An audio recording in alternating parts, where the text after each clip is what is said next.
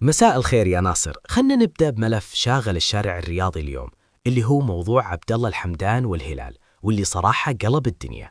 مساء النور يا تركي، فعلا ملف ساخن.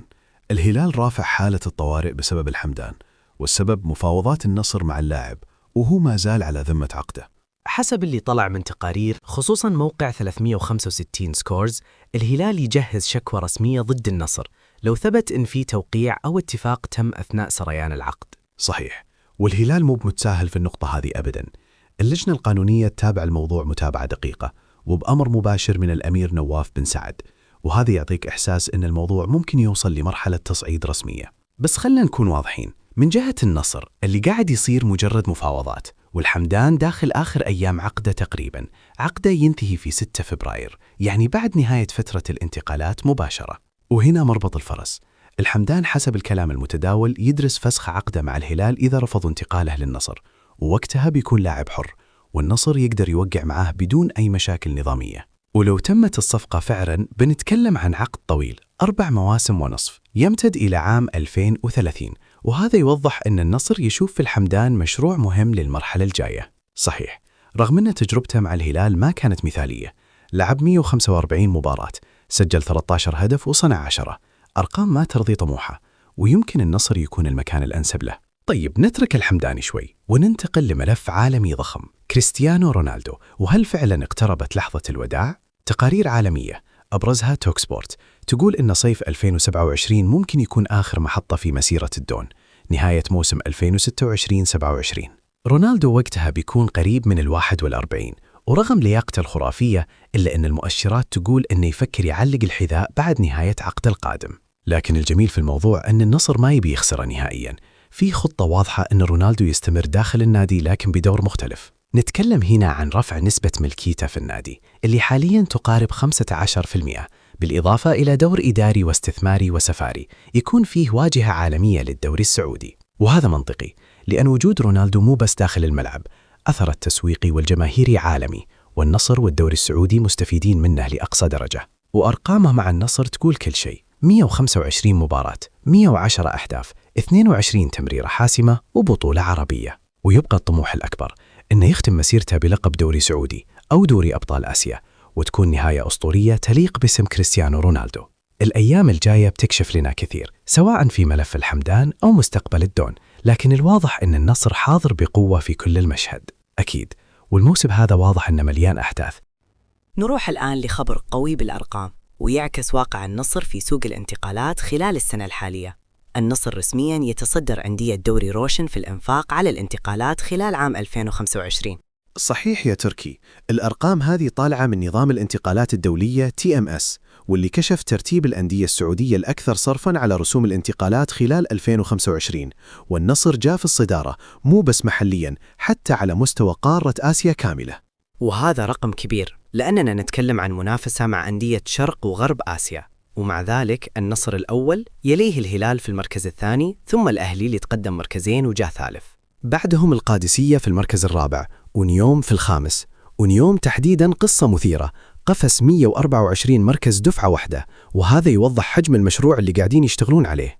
والاتحاد جاب المركز السادس والأخير ضمن القائمة السعودية، بينما الملاحظ غياب نادي الشباب عن قائمة الأكثر إنفاقاً، خصوصاً أن أندية قطرية وإماراتية تجاوزتهم في حجم الصرف. ونقطة مهمة لازم نوضحها، هذا التصنيف يعتمد فقط على رسوم الانتقالات المسجلة في 2025 حسب بيانات TMS، بدون احتساب رواتب اللاعبين أو عمولات الوسطاء أو أي مصاريف سابقة.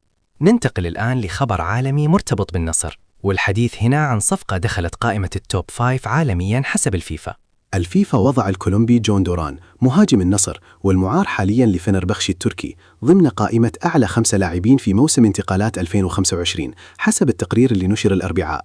ودخل دوران القائمة مع أسماء عالمية ثقيلة زي فلوريان فيرتس اللي انتقل من باير ليفركوزن إلى ليفربول، وأوغو إيكيتكي من أينتراخت إلى ليفربول، وبنيامين تشيشكو من لايبزيغ إلى مانشستر يونايتد، ونيك فولتمادا من شتوتغارت إلى نيوكاسل. والجميل إن اسم النصر حاضر في تقرير عالمي بهالقيمة، ودوران تحديداً النصر تعاقد معه في 21 يناير العام الماضي من آستون فيلا، وقعد مع العالمي 6 شهور فقط، وخلالها لعب 18 مباراة، سجل فيها 12 هدف، أرقام ممتازة. وبعدها تمت إعارته إلى فنربخشي في يوليو. وتقرير الفيفا بعد عطانا صورة شاملة عن سوق الانتقالات عالميا، حيث تم تسجيل 24558 انتقال دولي في كرة القدم للرجال خلال 2025، وإجمالي الأنفاق وصل إلى 13.08 مليار دولار، بزيادة أكثر من 7% عن عام 2024، وهذا أعلى رقم في تاريخ انتقالات اللاعبين الدوليين. وما وقف الموضوع هنا، الفيفا أعلن عن رقم قياسي ثاني، 86,158 صفقة انتقال دولية في جميع مستويات اللعبة للرجال والسيدات وحتى الهواة. وكرة القدم النسائية كان لها نصيب واضح من النمو، 2440 انتقال دولي، بزيادة تتجاوز 6% عن العام اللي قبله. وإجمالي الإنفاق في كرة القدم النسائية وصل ل 28.6 مليون دولار، بزيادة تتجاوز 80%، رقم ضخم ويعكس تطور اللعبة. حتى الهواة، الفيفا سجل انتقال 59,162 لاعب هاوي لأندية خارج بلدانهم، بزيادة 9.4%. الخلاصة، النصر حاضر بقوة محلياً، آسيوياً، وحتى في تقارير الفيفا العالمية، والأرقام قاعدة تتكلم عن نفسها. واللي جاي شكها أكبر، سواء داخل الملعب أو في سوق الانتقالات. ونكمل بخبر عاجل يا ناصر. ملف جون دوران رجع للواجهة بقوة، خصوصاً مع كلام عن عودتها للنصر في الانتقالات الشتوية. صحيح، لكن الواضح أن الصورة اتضحت الآن. جون دوران اتخذ قراره النهائي، واللاعب رافض العودة للنصر خلال الفترة الشتوية الحالية. حسب المصادر، دوران اللي هو معار حالياً لفنربخشة التركي بلغ إدارة النصر أنه ما يبي يرجع لدوري روشن، ويفضل يكمل مسيرته في أوروبا. بالضبط، اللاعب عنده أكثر من عرض، ويركز بشكل كبير على العودة للدوري الإنجليزي، وهذا هدفها الأساسي في المرحلة الجاية. ومن جهة ثانية، إدارة النصر كانت تدرس خيار عودتها فعلاً، خصوصاً أن الفريق يحتاج دعم في بعض المراكز خلال الشتوية بطلب من جورجي جيسوس. لكن الملف هذا ما وقف عند رفض اللاعب فقط، لأن فيه تطور مهم من جانب النصر نفسه. مصادر أكدت أن النصر رافض عودة جون دوران حتى لو طرحت الفكرة رسمياً، وهذا يعني أن الطرفين متفقين بشكل غير مباشر على إنهاء أي نقاش بخصوص رجوعه. والسبب يرجع لأكثر من نقطة. أولها أن فنربخشة كان يفكر ينهي الإعارة مبكراً بحجة أن اللاعب ما قدم المستوى المتوقع، غير بعض الملاحظات السلوكية اللي ظهرت في التدريبات والمباريات. والنصر واضح ما يبي يدخل في دوامة مشاكل أو تجارب غير مضمونة، خصوصاً في مرحلة يحتاج فيها الفريق لاعبين جاهزين ذهنياً وفنياً. الصحفي متعب الهزاع حسم الموضوع بشكل واضح، وأكد أن دوران ما راح يعود للدوري السعودي هذا الموسم، وما راح يكون ضمن خطط النصر. وبكذا نكون عارفين الصورة كاملة. دوران انتقل من النصر لفنربخشة بإعارة موسم واحد، وتنتهي الإعارة رسمياً في 30 يونيو 2026. يعني لا عودة شتوية ولا خطط مستقبلية قريبة، والنصر بيتجه لخيار آخر لدعم الفريق بما يتناسب مع رؤية الجهاز الفني. والرسالة واضحة، النصر يتحرك بهدوء وما راح يجامل أي لاعب على حساب استقرار الفريق. والجماهير النصراوية تبي أسماء تصنع الفارق فوراً، مو ملفات مفتوحة بلا نهاية. الأيام الجاية بتكشف لنا صفقات مختلفة، لكن ملف دوران صار منتهي تماماً. وبكذا نقدر نقول الصفحة انطوت، والتركيز كله على القادم. نروح لخبر جديد في سوق الانتقالات الشتوية ومرتبط بلاعب من النصر، ويسلي تيسكيرا.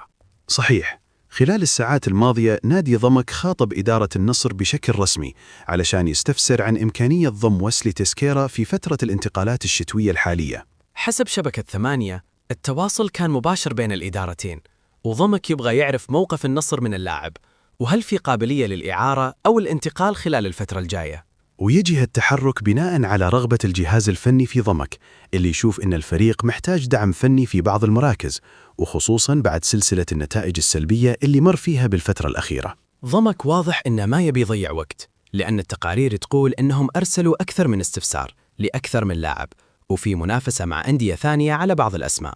بالنسبة للنصر، الموضوع يعتمد على رؤية الجهاز الفني. هل ويسلي داخل خطط المرحلة الجاية، أو ممكن يتم الاستغناء عنه مؤقتاً إذا جاء عرض مناسب؟ خصوصاً أن النصر في الشتوية الحالية يراجع خياراته بدقة، يبغى لاعبين جاهزين يصنعون الفارق، وفي نفس الوقت يوازن بين القائمة والاستقراء الفني. وضمك من جهته ناوي يبرم أكثر من صفقة في الميركاتو الشتوي. الهدف واضح، تحسين النتائج والخروج من الوضع الصعب اللي يمر فيه الفريق. الكرة الآن في ملعب النصر، يا أما يتم فتح باب التفاوض بشكل رسمي أو يتم إغلاق الملف، إذا اللاعب داخل حسابات المدرب. لكن الأكيد أن سوق الانتقالات هذا الموسم نار، وكل يوم ملف جديد واسم جديد، والنصر دايم حاضر في الصورة. ننتظر نشوف وش بيصير. هل نشوف ويسلي بقميص ضمك أو يستمر مع العالم؟ والله يا فاطمة الخبر هذا نزل علينا مثل الصاعقة. موسى ديابي واحد من أهم لاعبين الاتحاد فجأة اسمه مرتبط بإنتر ميلان وبشكل جدي. اي والله صدمة، خصوصاً لما يطلع الخبر من فابريزيو رومانو نفسه. هذا مو كلام صحف محلية ولا إشاعة، هذا مصدر إذا تكلم اعرف إن الموضوع داخل في السكة الصح. حسب اللي قاله إنتر ميلان داخل بمفاوضات رسمية، والصفقة ممكن تكون إعارة مع خيار شراء نهائي قريب من 35 مليون يورو. الرقم مو بسيط أبداً. والأخطر من الرقم إن ديابي نفسه وافق على عرض إنتر، يعني اللاعب متحمس للفكرة وما بقى إلا موافقة إدارة الاتحاد. وهنا السؤال الكبير، هل الاتحاد يفرط في لاعب بهالاسم في نص الموسم؟ شوف، خلينا نكون واقعيين، ديابي مستواه الفترة الأخيرة مو مثل اللي كنا ننتظره، لا محلياً ولا قارياً، واضح إن في تراجع، ويمكن النادي يفكر يعيد ترتيب أوراقه. صحيح، بس بنفس الوقت خسارة لاعب بهالقيمة الفنية في الشتوية مخاطرة، إلا إذا في بديل جاهز أو خطة واضحة.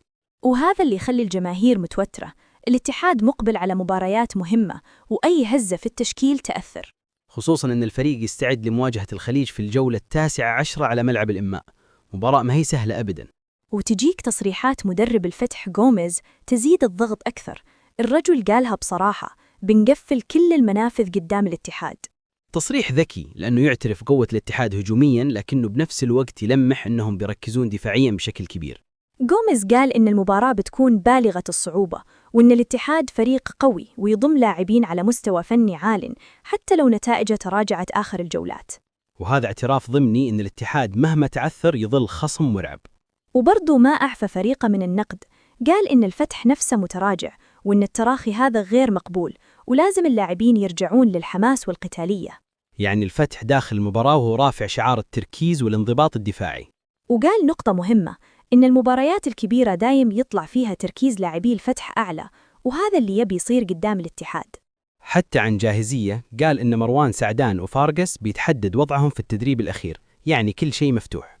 وما ننسى كلامه عن جماهير الفتح، مدحهم وقال إنهم دايم عنصر مؤثر وبيتواجدون بقوة لدعم الفريق. الخلاصة يا فاطمة، الاتحاد الآن في مفترق طرق، خبر ديابي وضغط المباريات وتصريحات الخصوم، كل شيء متجمع. صحيح، وهنا يبان شغل الإدارة والجهاد الفني، يا إنهم يثبتون الفريق نفسياً وفنياً، يا إن الموسم يدخل مرحلة معقدة. بس مهما صار الاتحاد ما تعود ينهار، الفريق كبير والجماهير واعية والمرحلة تحتاج هدوء وثقة. والملعب دايم هو اللي يحسم، الكلام كثير لكن الرد الحقيقي يكون داخل 90. يا فاطمة، الصدمة ما هي بسيطة. غياب بنزيما عن مباراة الاتحاد والفتح طلع مو إصابة ولا قرار فني، الموضوع أكبر من كذا. أي والله، أول ما طلع خبر سانتي أونا الكل استغرب. كريم بنزيما بنفسه قرر ما يشارك في المباراة، والسبب صادم بصراحة. حسب اللي انكشف، بنزيما مو راضي أبداً عن عرض التجديد اللي قدمته له إدارة الاتحاد، وبلغهم بشكل رسمي إنه ما راح يلعب المباراة الجاية. والأخطر إن القرار جاء من اللاعب نفسه بدون أي تدخل من الإدارة أو الجهاز الفني، يعني ما نقدر نقول إن فيه إيقاف أو خلاف فني. وهذا يفتح علامات استفهام كبيرة، خصوصاً أن المباراة مهمة جداً في سباق الدوري، والاتحاد يعتمد بشكل كبير على بنزيما في الهجوم. الجماهير مصدومة، لأنك تتكلم عن قائد فني داخل الملعب، لاعب خبرة وكل الهجوم مبني عليه، غيابه بهالطريقة يضغط الفريق نفسياً. والتوقيت سيء جداً، منافسة قوية على الصدارة وكل نقطة تحسب، وفجأة نلقى نفسنا بدون أهم مهاجم. وهذا مو الملف الوحيد المقلق، عندك بعد موضوع نغولو كانتي. صحيح، تقرير فوت ميركاتو قال إن كانتي رفض تجديد عقده اللي ينتهي في يونيو الجاي. وكانتي مو لاعب عادي، هذا ركيزة أساسية في وسط الاتحاد من يوم جاء في 2023 بعد مسيرته الكبيرة مع تشيلسي. الإدارة حسب التقرير واضحة في استراتيجيتها، ما تبي تخسر أي لاعب أساسي مجاناً، يا تجديد يا بيع في الشتوية. وعشان كذا في توجه لاستغلال فترة الانتقالات الحالية لتخفيف فاتورة الرواتب، وفي نفس الوقت الاستفادة مالياً من أي انتقال. وهنا يطلع اسم فنربخشة، الاهتمام قاعد يزيد وممكن المفاوضات تتسارع في الأيام الجاية. يعني الاتحاد قد يكون قدام سيناريو صعب، بنزيما غير راضي وكانتي رافض التجديد، وكل هذا في مرحلة حساسة من الموسم. بس بنفس الوقت هذا يبين أن الإدارة تحاول تكون حازمة، ما تبي تكرر أخطاء سابقة بخسارة لاعبين كبار بدون مقابل. صحيح، لكن التحدي الحقيقي هو كيف تحافظ على توازن الفريق داخل الملعب، خصوصاً مع مباريات مصيرية. اليوم واضح أن الاتحاد ناوي يولعها في الميركاتو، تحركات قوية، شغل هادي، لكن وراه طموح كبير، خصوصاً مع اقتراب عودة المنافسات المحلية والقارية. صحيح، الإدارة ما تبي تدخل المرحلة الجاية وهي ناقصة، كل شيء ماشي حسب رؤية المدرب سيرجيو كونسيساو. الرجل واضح أنه يبي توازن فني حقيقي، مو مجرد أسماء، يبي لاعبين يخدموا فكرة داخل الملعب. ومن هنا جاء التركيز الكبير على خط الهجوم. حسب اللي ذكره الإعلامي ماجد هود في برنامج دورينا غير، الاتحاد شغال بجدية على إنهاء ملف الصفقات قبل إغلاق فترة الانتقالات، وما يبي يترك شيء للصدفة. بالضبط، والأهم أن التركيز حالياً على مهاجم مواليد، لاعب يقدر يعطي إضافة مباشرة ويخفف الضغط، خصوصاً مع ضغط المباريات الجاية في الدوري ودوري أبطال آسيا للنخبة. ومن الأسماء اللي طرحت بقوة اسم ألفارو رودريغيز، مهاجم ألشي الإسباني. لاعب عليه كلام كثير، إمكانيات فنية، تحركات ذكية، ويبدو أنه مناسب لاحتياجات الاتحاد الحالية.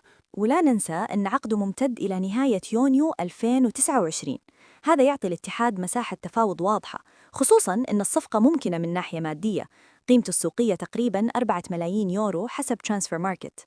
وهذا رقم منطقي جدا، خصوصا إذا كنا نتكلم عن لاعب شاب واستثمار للمستقبل. الإدارة تبغى تحسم الصفقة بدري عشان يدخل اللاعب الأجواء ويكون جاهز قبل المباريات الكبيرة. ومع ذلك الجهاز الفني والإداري ما وقفوا عند اسم واحد، في دراسة لخيارات ثانية في أكثر من مركز. الهدف واضح، بدائل قوية، عمق فني، وما يكون الفريق متأثر بأي غياب.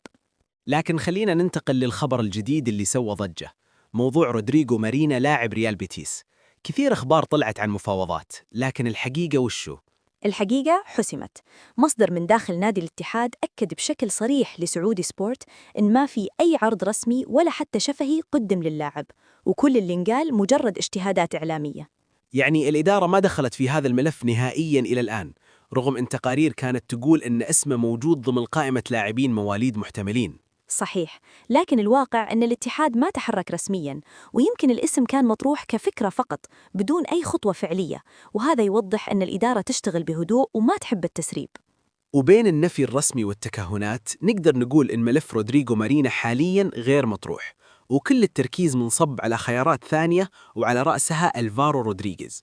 الأيام الجاية بتكون حاسمة، الميركاتو قرب يقفل وجماهير الاتحاد تترقب. هل نشوف صفقة تقلب الموازين فعلاً؟ فاطمة، ترى الاتحاد ما قاعد ساكت في الميركاتو. خبر جديد يخص الهجوم، سمعت عن لوكاس ستانسن؟ إيه سمعت، اللاعب البلجيكي 21 سنة جاي ضمن الخيارات اللي يفكر فيها الاتحاد لتعزيز صفوفه الفترة الجاية. بالضبط، وصدموا الجماهير لما عرفوا أن ستانسن قدم موسم لافت مع ناديه سانتيتيان، ساهم في 16 هدف هذا الموسم، وهذا رقم ممتاز لمهاجم في سنه الصغير. وهذا الشيء اللي خلاه محل اهتمام عدد من الأندية. يعني الاتحاد لازم يكون سريع إذا بغى يضم لاعب قادر يعطي إضافة هجومية حقيقية. صح، خصوصاً أن الفريق عنده مباراة مهمة قادمة أمام الفتح ضمن الجولة 19 من دوري روشن. وجود مهاجم إضافي بيزيد القوة الهجومية ويخفف الضغط على الفريق. أكيد، والجهاز الفني بقيادة كونسيساو واضح أنه يبحث عن خيارات شابة وطموحة، وهذا اللاعب يدخل تماماً في الاستراتيجية اللي يبغاها النادي. نقدر نقول إن التنافس على المهاجمين صار قوي، وكل خطوة في الميركاتو صارت محسوبة بدقة، خصوصاً مع ضغط المباريات المحلية والقارية. صحيح، ورح يكون علينا كمشجعين نتابع الأخبار عن حسم الصفقة. هل ستانسين بيكون ضمن الفريق قريباً أو بينتظر النادي فرص ثانية؟ نهاية الحلقة حاب أسألك فاطمة، برأيك لو الاتحاد ضم لوكاس ستانسن؟ حياكم الله يا زعماء. حلقة دسمة اليوم بصراحة. الهلال على موعد مع مواجهة قوية قد تكون من أهم محطات الموسم قدام القادسية، وفي نفس الوقت عندنا خبر عاجل هز بيت الهلال بخصوص علي البليهي. خلونا نبدأ بالمواجهة المرتقبة، أعطنا الصورة كاملة يا نواف. حياك الله يا فهد، وحيا الله الزعماء كلهم. الهلال اليوم داخل اختبار مو سهل أبداً، مواجهة قدام القادسية على أرضية استاد الأمير محمد بن فهد في الدمام ضمن الجولة 19 من دوري روشن. الهلال داخل المباراة وهو يبي يأمن الصدارة ويبعد أي منافس، بينما القادسية داخل بكل قوة مستفيد من الأرض والجمهور ويبي يسوي مفاجأة مدوية قدام حامل اللقب. صحيح، المواجهة هذه مو بس 3 نقاط، هذه رسالة لباقي الدوري. مثل ما وعد بالضبط يا نواف. المباراة بتنطلق مساء اليوم الخميس 29 يناير 2026 في تمام الساعة 8:30 مساء بتوقيت مكة المكرمة، والتوقيت هذا دايم يكون نار، جمهور، ضغط وأجواء مشحونة، وكل شيء يوحي إننا قدام ليلة كروية ثقيلة. والنقل، الجماهير دايم تسأل. شبكة قنوات 8 هي الناقل الحصري للمواجهة وتغطية من قلب الحدث في الدمام، وتوقع مشاهدات عالية جدا لأن المباراة لها وزنها في سباق الدوري، خصوصا مع تقارب النقاط وضغط الجولات. خلنا ندخل في المهم، التشكيل المتوقع للهلال. وش الأسماء الأقرب؟ التوقعات تشير إن الهلال بيدخل بتشكيل قوي جدا. في الحراسة بونو، خط الدفاع حمد اليامي، متعب الحربي، حسان تنبكتي، بابلو ماري وثيو هرنانديز. الوسط سيرجي سافتيتش وروبن نيفز، ثقل، خبرة وتحكم بالنسق. والهجوم مالكوم، ماركوس ليوناردو ونونيز، سرعة، حلول فردية وضغط مستمر على دفاع القادسية. تشكيل هجومي واضح، يبغى يحسم بدري. تاريخيا يا نواف، الأرقام مع مين؟ لغة الأرقام تقول إن الكفة تميل للهلال وبقوة. الفريقين تقابلوا في 19 مباراة بدوري المحترفين. الهلال فاز في 14 مباراة بسجل 36 هدف. القادسية ما فاز إلا مرة واحدة فقط وسجل 15 هدف، والتعادل حظر في 4 مباريات. ورقيا الهلال هو المرشح الأقوى، لكن كرة القدم ما تعترف إلا بالملعب. كلام جميل. نروح الآن للخبر العاجل اللي فعلا صدم الشارع الهلالي. علي البليهي، وش السالفة بالضبط؟ الخبر ثقيل بصراحة يا فهد. علي البليهي تقدم بطلب رسمي لإدارة الهلال يطلب فيه فك الارتباط والحصول على حريته التعاقدية خلال فترة الانتقالات الشتوية الحالية. السبب خروجه بشكل كامل من حسابات المدرب سيميوني إنزاغي اللي صار يعتمد بشكل أساسي على حسان تنبكتي وعلي لجامي في قلب الدفاع. يعني لاعب دولي خبرة ويطلب فسخ عقد؟ وش شروطه؟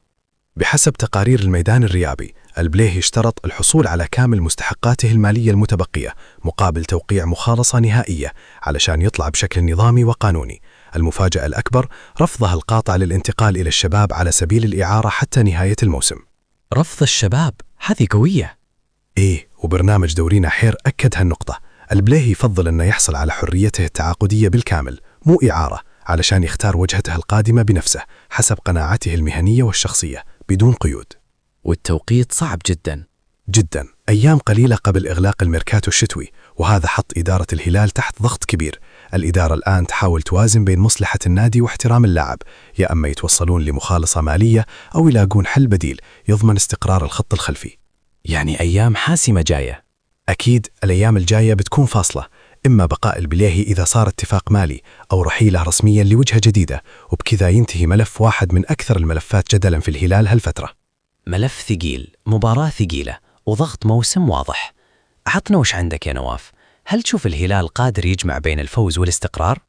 الهلال كبير يا فهد، تعودنا عليه في أصعب الظروف، لكن المرحلة تحتاج هدوء إداري، حسم سريع وتركيز داخل الملعب. نكمل معكم يا زعماء وما نطلع من أجواء التحدي، لأن المشهد الآن صار أوضح. المنافس بدأ يرفع الراية والرسائل بدأت توصل من كل اتجاه، هالمرة من معسكر الأهلي والمدرب الألماني ماتياس يايسله. عطنا التفاصيل يا نواف. شوف يا فهد، يايسله واضح جدا في كلامه، ما لف ولا دار. بعد فوز الأهلي الكبير على الاتفاق ب4 أهداف دون رد، طلع في المؤتمر الصحفي وتكلم مباشرة عن مواجهة الهلال القادمة في دوري روشن. قال بالحرف تقريبا إن كل مباراة بالنسبة لهم محك حديقي، وإن الفوز يعطي 3 نقاط لا أكثر ولا أقل، لكن مواجهة الهلال تحديدا تحتاج استعداد بأقصى درجة ممكنة. يعني الرجل يعترف إن المواجهة مختلفة. أكيد، وقال نقطة مهمة جدا، إن ما راح يغير أسلوب التحضير، لكنهم داخلين بكل قوة وتركيز ويطلعون لمواجهة الهلال وهم في أفضل جاهزية ممكنة. هذا الكلام يوضح لك أن الأهلي حاط المباراة في أعلى سلم الأولويات، خصوصا بعد اللي صار في الجولة الأخيرة، خصوصا بعد الفوز الكبير. 4 نظيفة مو سهلة. صحيح، الأهلي اكتسح الاتفاق ب4 أهداف دون مقابل، أداء قوي، ثقة عالية وجمهور متحمس. والفوز هذا رفع رصيد الأهلي إلى 43 نقطة في المركز الثاني، وقلص الفارق مع الهلال المتصدر إلى 2 نقطة فقط. وهنا نجي للنقطة الأخطر، رسالة إيفان توني. وش قال؟ إيفان توني كان نجم الليلة بدون منازع، سجل هاتريك قدام الاتفاق، وبعد المباراة طلع يتكلم عبر الناقل الرسمي لقناة 8. تصريحه كان مباشر جدا ومقصود. قال: أنا أركز على شيء واحد فقط يا رفاق، وهو تحقيق الدوري السعودي. رسالة واضحة وصريحة. واضحة أكثر مما تتصور. لا تكلم عن مباراة واحدة، ولا عن هاتريك، ولا عن أرقام شخصية. تكلم عن الدوري، عن الهدف الأكبر. وهذا الكلام يجي قبل مواجهة الهلال. يعني الرسالة وصلت، الأهلي داخل ينافس على اللقب، مو بس يحسن مركزه. وهنا يبان الضغط الحقيقي. بالضبط. الأهلي الآن في حالة معنوية عالية، مدرب يتكلم بثقة، لاعب يسجل ثلاثية ويرسل رسالة مباشرة، وفارق 2 نقطة فقط عن الصدارة. لكن في المقابل الهلال يعرف كيف يتعامل مع هالضغوط، وتاريخه في مثل هالمواقف دائم حاضر. يعني باختصار، المرحلة الجاية ما فيها أنصاف حلول. أبداً. الهلال قدامه منافس جاي بكل قوته، والأهلي قدامه زعيم يعرف متى يضرب ومتى يهدي اللعب. المواجهة الجاية مو مباراة عادية، هذه عنوانها طريق الدوري. كلام كبير وأيام جاية أكبر. عطنا وش عندك يا نواف؟ هل تشوف رسائل الأهلي بتغير حسابات الهلال؟ الهلال ما يخاف من الرسائل يا فهد، الهلال يرد داخل الملعب. ونرجع لكم يا أوفياء الزعيم، ومعنا أخبار ساخنة جدا قبل مواجهة القادسية، أخبار تمس التشكيل والانتقالات، وحتى اهتمام أوروبي بلاعب هلالي مهم. خلونا نبدأ بالخبر اللي شغل الجمهور اليوم. مالكم، عطنا الوضع يا نواف. أبشرك يا فهد، وأبشر كل جمهور الهلال. نادي الهلال أعلن رسمياً موقف مالكم فيليب، وأكد أن اللاعب جاهز فنياً وبدنياً للمشاركة في مباراة القادسية القادمة بدوري روشن، وبيكون متاح بشكل طبيعي للجهاز الفني. يعني خلاص علامة صح. أي نعم. مالكم كان يعاني خلال الفترة الماضية من إنفلونزا أبعدتها عن التدريبات الجماعية، وهذا اللي خلى الجماهير تقلق. لكن الآن كل شيء تمام، اللاعب تعافى واستعاد جاهزيته الكاملة، ولا في أي مانع من مشاركته. وهذا يعطي الهلال دفعة قوية قبل المباراة. أكيد، خصوصاً أن الهلال داخل المباراة وهو يبحث عن الفوز لمواصلة التربع على صدارة دوري روشن، وأي غياب في هالمرحلة يكون مؤثر، فما بالك بلاعب بحجم مالكم. طيب، من الجاهزية نروح لخبر ثاني ما هو بسيط أبداً، اهتمام أوروبي وتحديداً من يوفنتوس. وش القصة؟ الخبر هذا جاي من إيطاليا، وتحديداً من موقع جوفنتوس FC الرسمي. يوفنتوس داخل سوق الانتقالات الشتوية وهو يبحث عن مهاجم، ومع تعثر مفاوضاته مع اللاعب مواني طرح اسم البرازيلي ماركوس ليوناردو ضمن الأسماء اللي تدرسها الإدارة. وهذا ما يجي من فراغ. طبعاً، ماركوس ليوناردو قاعد يقدم موسم قوي جداً مع الهلال، لاعب عمره 22 سنة، أداء لافت وتحركاته ذكية داخل الصندوق. خاض 23 مباراة مع الهلال، سجل 14 هدف وصنع هدف واحد، وأرقامه قاعدة تتكلم عنه. يعني الهلال تحت المجهر الأوروبي. بالضبط. وفي حال وافق الهلال على فكرة رحيله، ممكن نشوفه في الدوري الإيطالي عبر بوابة يوفنتوس. لكن خلنا نكون واضحين، الهلال ما عنده أي استعجال يفرط في لاعب بهالقيمة، خصوصاً في منتصف الموسم. والآن نجي للخبر الجديد، صفقات وأسماء جديدة وتطور عاجل. وهنا الخبر اللي فعلياً مهم إدارياً وفنياً. نادي رين الفرنسي وافق رسمياً على انتقال اللاعب محمد قابر ميتي إلى صفوف الهلال خلال فترة الانتقالات الشتوية الحالية. يعني الصفقة شبه محسومة؟ أكثر من شبه محسومة. بحسب شبكة ميديا فوت الفرنسية، الهلال ورين توصلوا لاتفاق نهائي على جميع تفاصيل الصفقة، سواء التعاقدية أو المالية، واللاعب بنفسه أبدى موافقته على الانضمام للهلال. وش بقي؟ بقي الإعلان الرسمي فقط، واللاعب راح يتم تسجيله في قائمة الهلال بدلاً من كايو سيزار تحت السن بعد رحيله رسمياً خلال الشتوية. وفي نفس السياق، ملف أبو الشامات؟ القادسية رفض الدخول في أي مفاوضات مع الهلال بخصوص أبو الشامات، والملف هذا أغلق حالياً. الهلال اتجه مباشرة لخيار آخر وحسمه بسرعة وهدوء، وهذا يبين لك شغل الإدارة في هالفترة. يعني الصورة الآن واضحة، جاهزية، اهتمام أوروبي، وصفقة قادمة. الهلال يتحرك على أكثر من خط يا فهد، داخل الملعب وخارجه، وكل خطوة محسوبة، خصوصاً مع ضغط المنافسة على الصدارة. ختامها معك يا نواف، هل تشوف الهلال جاهز يتجاوز كل هالملفات ويكمل بثبات؟ الهلال متعود يا فهد، الضغوط ما تكسره بل تصنعه. ونكمل معكم يا أوفياء الزعيم، والملفات ما تخلص، من الملعب إلى المكاتب، ومن الجاهزية الفنية إلى القوانين والعقود. هالمرة عندنا ملف حساس جدا يخص عبد الله الحمدان، وتعليق قانوني واضح من يعقوب المطير. عطنا الصورة كاملة يا نواف. الملف هذا يا فهد معقد شوي، لكن المطير اختصره بشكل ذكي. يعقوب المطير المستشار القانوني طلع وعلق على الأخبار اللي تتكلم عن رغبة عبد الله الحمدان في فسخ عقده مع الهلال من طرف واحد علشان ينتقل للنصر. وش قال بالضبط؟ قال إن الحمدان عنده 3 خيارات فقط لا رابع لها إذا كان يبي يطلع في الفترة الشتوية. الأول إنه ينهي العقد بالتراضي مع الهلال. الثاني إنه يشتري المدة المتبقية من عقده ويدفع قيمتها. الثالث إنه يفسخ العقد من طرف واحد. وهنا النقطة المهمة، إن الهلال هو اللي يحدد القيمة المناسبة للانتقال. يعني الموضوع مو بسيط ولا مفتوح أبداً. والكلام هذا جاء في برنامج دورينا غير على قناة السعودية، يعني تصريح رسمي وواضح. الهلال قانونياً موقفه قوي جداً، وما في شيء اسمه لاعب يوقع لنادي آخر وهو ما زال على ذمة عقد ساري. وهنا تجي نقطة الشكوى. صحيح، في أنباء متداولة تقول إن الهلال ناوي يقدم شكوى رسمية ضد النصر في حال ثبت إن في توقيع رسمي بين الحمدان والنصر خلال فترة سريان عقده.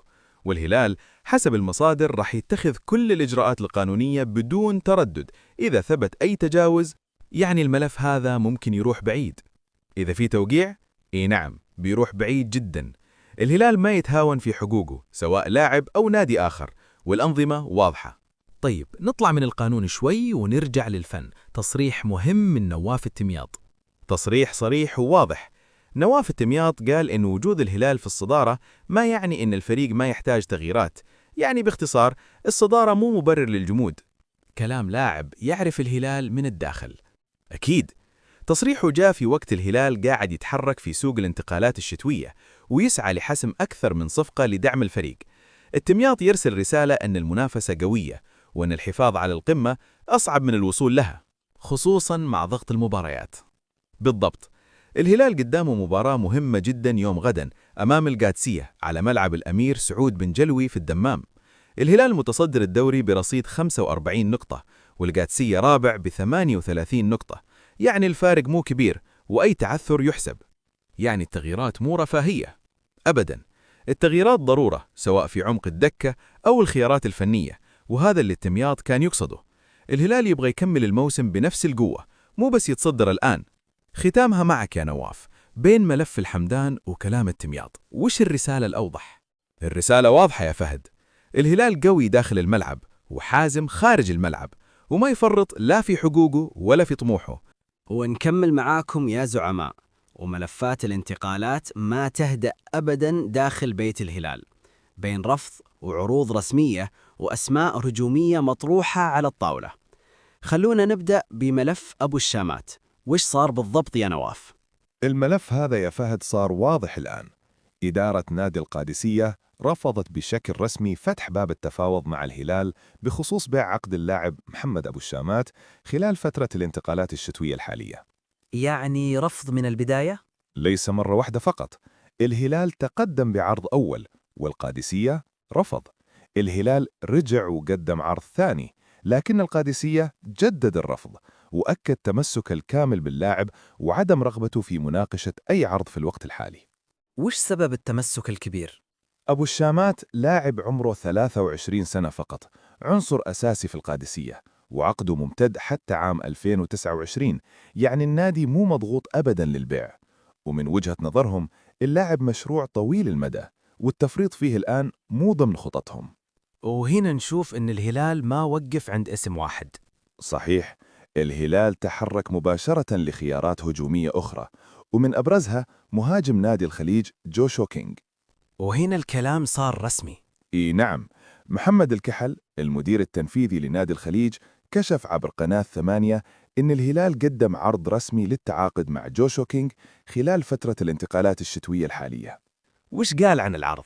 أكد إن العرض تم استلامه والرد عليه، وإن الساعات القادمة بتكون حاسمة لاتخاذ القرار النهائي بخصوص الصفقة. وأشار كذلك إن العرض الهلالي يحمل جوانب مالية مغرية، وهذا اللي خلى إدارة الخليج تدرسه بهدوء قبل الإعلان عن موقفها الرسمي. يعني الباب ما زال مفتوح. مفتوح لكن بحساب.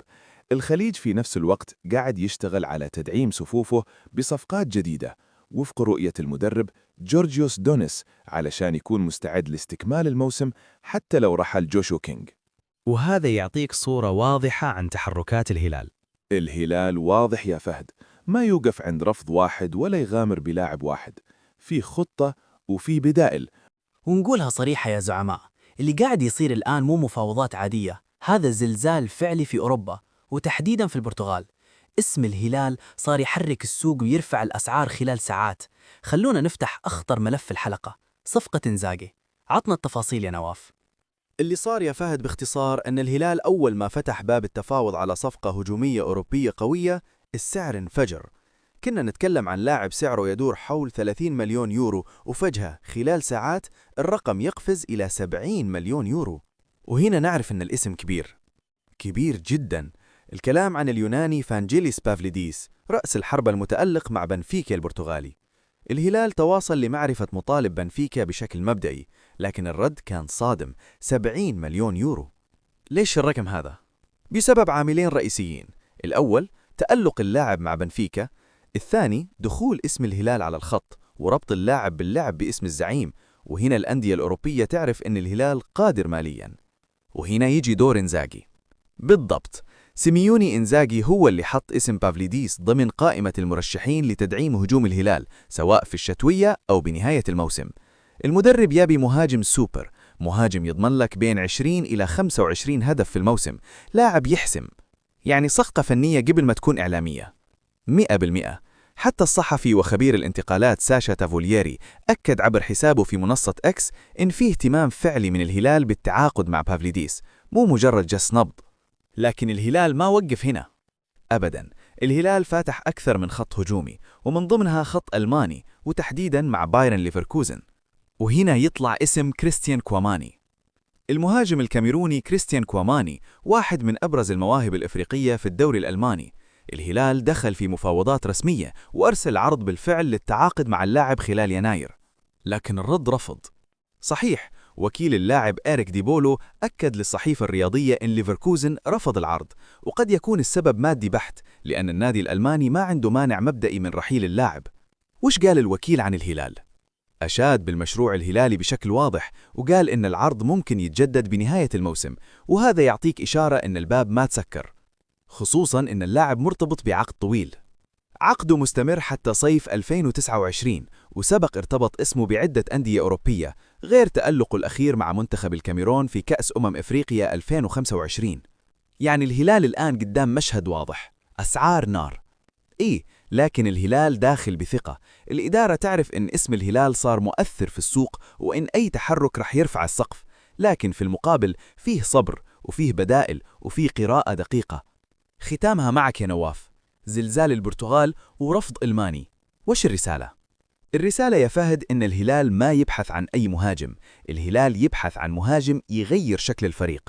وإذا ارتفعت الأسعار فالهلال يعرف متى يدفع ومتى ينسحب.